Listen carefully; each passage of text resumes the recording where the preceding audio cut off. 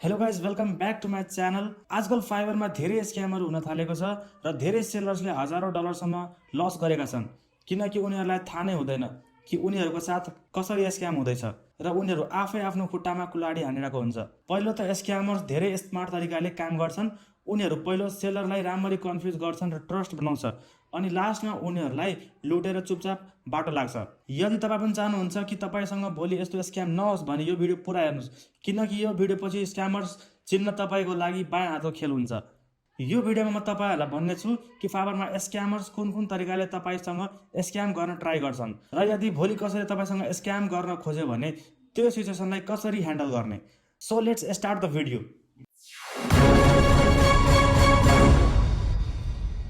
फाइबरमा जति पनि स्क्याम छन् त्यो सबैलाई हामी फिसिङ स्क्याम भन्न सक्छौँ। फिसिङ एक प्रकारको साइबर क्राइम हो जहाँ स्क्यामर्स फाइबर जस्तै देखिने फेक पेज बनाउँछन् जसको कारणले तपाईँ लाग्छ कि यो फाइबरकै अफिसियल वेबसाइट हो तर त्यो एक्चुअलमा फाइबरको रियल पेज हुँदैन। यस्तै फिसिङमा युजर्सलाई झुक्क्याउने र स्क्याम गर्ने कोसिस हुन्छ जहाँ एउटा ट्रस्टेड इटिनिटीको कपी गरेर मान्छेहरूलाई ट्रस्ट गर्न मजबुर बनाइन्छ र स्क्यामर्स आफ्नो काममा सफल हुन्छ। अब हेरौँ आजकल फाइबरमा कुन कुन तरिकाको स्क्याम चलिरहेका छन् जुन तपाईँलाई एभोइड गर्नै पर्ने हुन्छ। सो नम्बर 1मा छ पेमेन्ट भेरिफिकेसन स्क्याम। यो सबैभन्दा कमन स्क्याम हो। यसमा के हुन्छ भने स्क्यामर्स या बायरले एकाउन्टबाट तपाईँलाई मेसेज गर्छ या आफ्नो डिस्प्ले नेममा फाइबर सपोर्ट लेखेर तपाईँलाई झुक्याउने कोसिस गर्छ।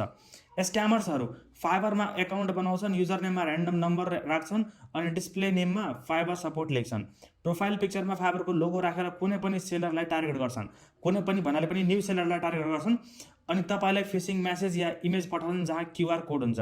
कहीँ कहीँ मेसेजमा भनेको हुन्छ यो account is suspended activated account by payment verification. ध्यान दिनुहोस्, फाइबरले यस्तो स्क्याम लिङ्क एलाउ गर्दैन किनकि फाइबरले हरेक लिङ्क स्क्यान गर्छ। त्यसैले स्क्यामर्सले तपाईँलाई क्युआर कोडको फर्ममा लिङ्क पठाउँछ। जब तपाईँ क्युआर कोड स्क्यान गर्नुहुन्छ तपाईँको ब्राउजरमा फाइबर जस्तै देखिने एउटा फेक पेज ओपन हुन्छ। यो पेज हेर्दा रियल फाइबर जस्तै लाग्छ तर यो अफिसियल पेज हुँदैन। कति इनोसेन्ट सेलरहरू यहाँ आफ्नो debit card credit card details हालिदिन्छ र त्यहीबाट स्क्यामरलाई तपाईँको कार्ड इन्फर्मेसन मिलिहाल्छ अनि स्क्यामर्सले जब चाहियो तपाईँको एकाउन्टबाट पेमेन्ट निकाल्न सक्छन्। याद राख्नु, फाइबरले कहिले पनि च्याटमा पेमेन्ट भेरिफिकेसन गर्दैन। अफिसियल फाइबरले तपाईँलाई कन्ट्याक्ट गर्यो भने नामको अगाडि फाइबरको भेरिफिकेसन लोगो देखिन्छ जसले तपाईँलाई क्लियर हुन्छ कि यो फाइबरको अफिसियल च्याट हो।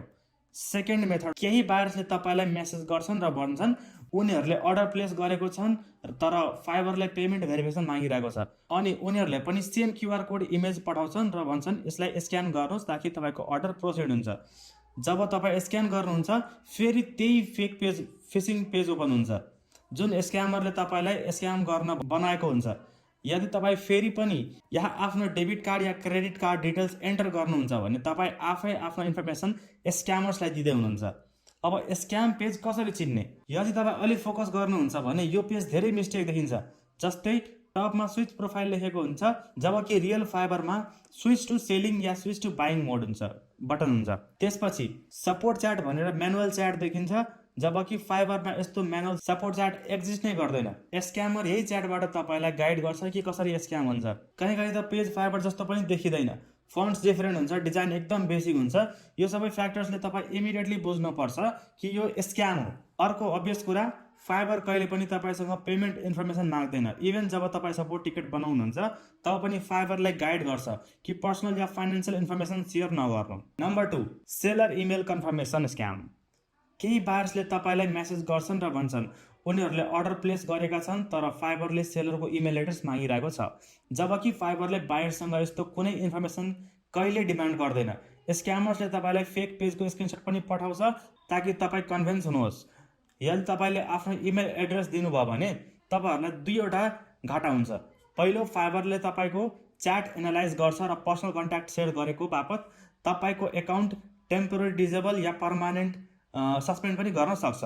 दोस्रो, स्क्यामरको हातमा तपाईँको इमेल पुग्छ अनि स्क्यामरले तपाईँलाई इमेल गरेर भन्छ एकाउन्ट रिकभर गर्न पेमेन्ट भेरिफाई गर्नुहोस् र तपाईँलाई र फेरि तपाईँसँग स्क्याम हुन्छ।